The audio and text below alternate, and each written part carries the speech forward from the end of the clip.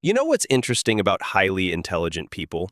They're almost never the ones drawing attention to how smart they are.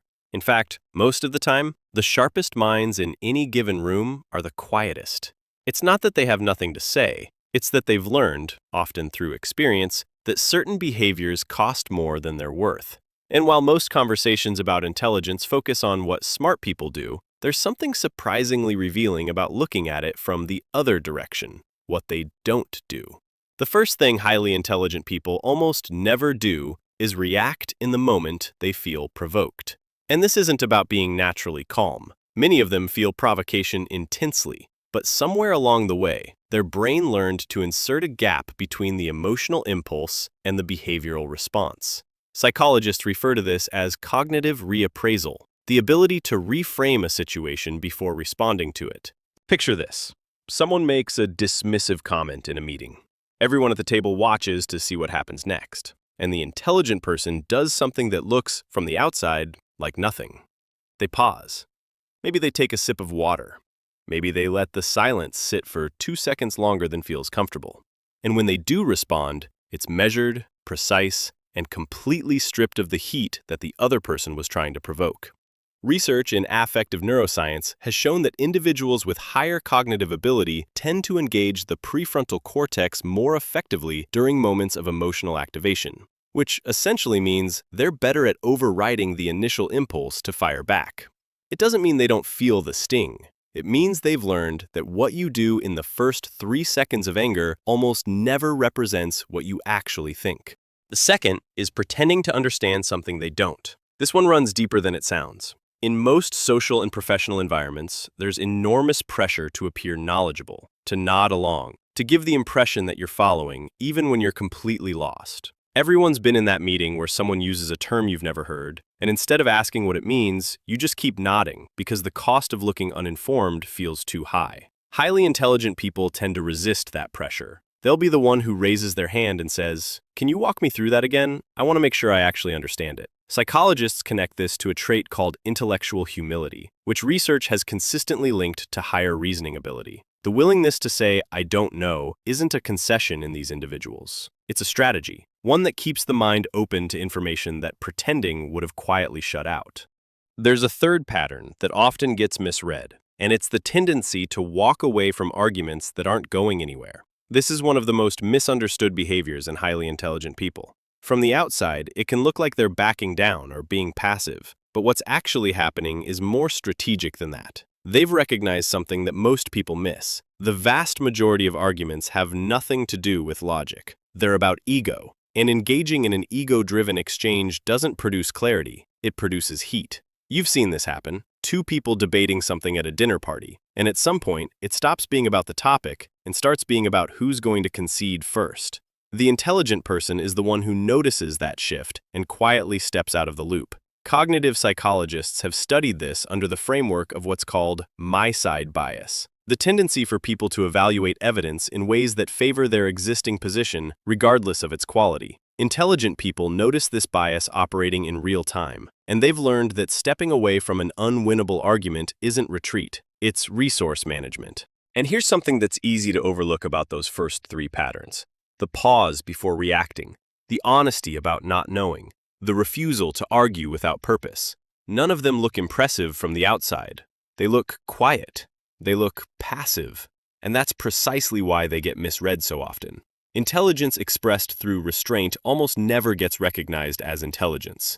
It gets mistaken for indifference, which, if you think about it, is kind of the ultimate irony of being smart. The smarter the move, the less likely anyone is to notice it. The fourth pattern is chasing external validation as a measure of self-worth. Highly intelligent individuals tend to develop, over time, what psychologists call an internal locus of evaluation.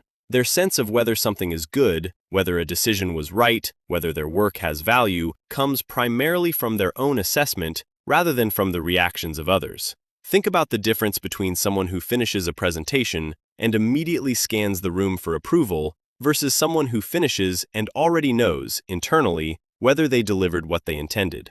That second person isn't arrogant. They've just built a compass that doesn't need to be recalibrated every time someone disagrees with them. Research in self-determination theory suggests that this kind of internal anchoring is strongly correlated with both cognitive ability and long-term psychological well-being. They've learned that external approval is unreliable data, and they've stopped building their identity around unreliable data. Consider this one for a moment, because it catches a lot of people off guard. The fifth thing highly intelligent people rarely do is stay in environments that chronically understimulate them. And this one is often misread as restlessness or dissatisfaction. The person who quits a stable job that everyone else thought was perfectly good. The one who drifts away from a friend group that seems fine on paper. From the outside, it looks like they can't be satisfied. But what's actually happening is neurological. Studies on cognitive engagement suggest that individuals with higher intellectual capacity require more complexity and novelty to maintain optimal arousal in the prefrontal cortex. When that stimulation isn't present, the brain doesn't just get bored, it starts to deteriorate in engagement, focus, and motivation. It's a nervous system communicating that it's starving, and ignoring that signal, for the sake of looking stable or grateful, tends to cost more in the long run than listening to it. The sixth pattern is subtle but important, taking criticism personally before processing it analytically. Highly intelligent people still feel the emotional impact of criticism. They're not robots. Somebody tells them their work is subpar, and there's a moment where it lands, where the stomach drops and the ego flinches. The difference is what happens in the next few seconds. Instead of building a defense or spiraling into self-doubt, their brain shifts into a different gear. They ask, almost reflexively, is there something useful in this? Psychologists describe this as a form of metacognitive regulation, the ability to observe your own emotional response and choose whether to follow it or examine it. It's not indifference. It's the learned ability to extract the value from feedback without letting the delivery dictate their entire response to it. Which brings us to the seventh pattern, and it's one that genuinely surprises people. Highly intelligent individuals almost never assume they're the smartest person in the room. In fact, the research suggests they tend to assume the opposite. This connects directly to work on metacognitive awareness. The same capacity that allows someone to evaluate their own thinking also reveals, with uncomfortable clarity, how much they don't know. The more clearly you can see the boundaries of your own understanding, the less likely you are to overestimate your position. This is the inverse of the well-documented Dunning-Kruger effect. People with limited knowledge overestimate their competence precisely because they lack the cognitive tools to see what they're missing. Highly intelligent individuals have those tools, which means their default state is closer to strategic doubt than to confidence.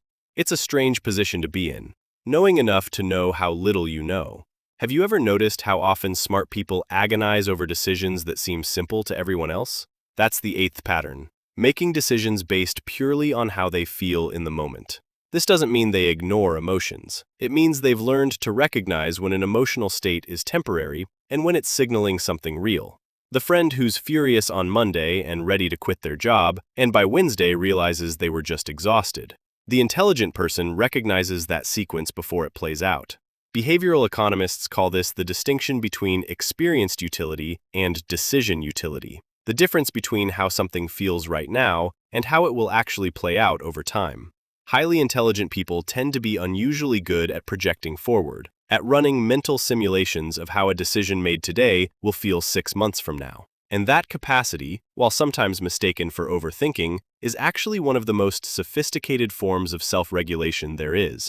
The ninth pattern is counterintuitive. You'd think smart people would gravitate toward others who validate their thinking, but the opposite tends to be true. Highly intelligent individuals actively seek out perspectives that challenge their own. They want the friend who says, "I think you're wrong about this," not the one who nods along to keep the peace. Cognitive psychologists connect this to a trait called need for cognition, a measurable drive to engage with complex, effortful thinking rather than defaulting to easy answers. People high in this trait don't just tolerate intellectual friction, they pursue it. They've recognized something that takes most people years to learn, that the quality of your thinking depends directly on the quality of the disagreement you're willing to sit with.